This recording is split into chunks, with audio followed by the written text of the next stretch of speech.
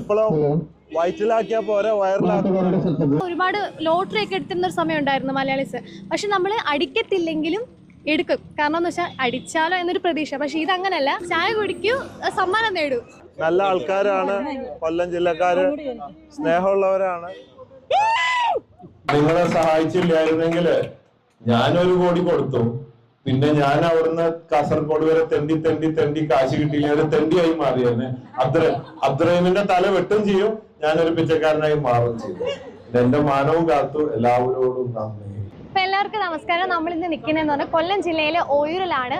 എന്ന് പറഞ്ഞു കഴിഞ്ഞാൽ നമുക്കറിയാം, ഒരുപാട് ഫ്രാഞ്ചൈസികളും കാര്യങ്ങളും ഒക്കെ നമുക്ക് ബോച്ചെ ഉടനീളം ഓരോരോ ജില്ലയിൽ കൊണ്ടുവന്നിട്ടുണ്ട്.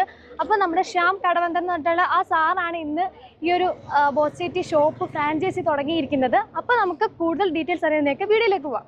എന്റെ ബിസിനസിന്റെ ലക്ഷ്യം തന്നെ എന്താന്ന് വെച്ചാൽ രണ്ട് കാര്യമാണ്.